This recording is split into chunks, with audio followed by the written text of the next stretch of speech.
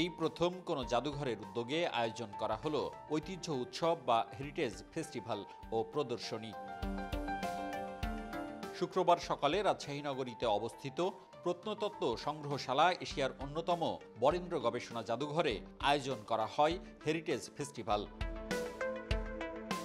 এতে দর্শনার্থীদের জন্য ছিল বিশেষ প্রদর্শনী, যেখানে জাদুঘরের নিজস্ব ভাণ্ডার থেকে বাছাই করা 25টি অত্যন্ত দুষ্প্রাপ্য ও গুরুত্বপূর্ণ নিদর্শন উপস্থাপন করা হয়। এর মাধ্যমে আবহমান বাংলার ইতিহাস ও ঐতিহ্যকে খুব কাছ থেকে দেখার সুযোগ পান দর্শকরা। শুধু প্রদর্শনীই নয়, উৎসব প্রাঙ্গণে ছিল ঐতিহ্যবাহী হস্তশিল্প ও নানা পদের খাবারের স্টল, যা উৎসবে আগতদের বাড়তি আনন্দ দেয়।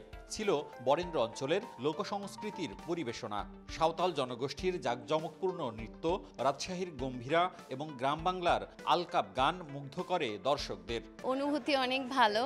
ফার্স্ট টাইম আমি এরকম একটা প্রোগ্রামে আসলাম, হেরিটেজ ফেস্টিভ্যাল। জাদুঘরের প্রত্নবস্তু কিন্তু এখানে প্রদর্শন করা হচ্ছে এবং সেটার কিন্তু একটা গল্প বলার আকারে কিন্তু উপস্থাপন করা হচ্ছে। আশা করি যে আয়োজনটি খুব সফলভাবে পালিত হবে এবং বছর বছর যেন এই আয়োজনটি ফিরে আসে। আয়োজকরা জানান, দেশের সমৃদ্ধ সাংস্কৃতিক ঐতিহ্য ও প্রত্ন সম্পদকে নতুন প্রজন্মের কাছে তুলে ধরতে এই আয়োজন।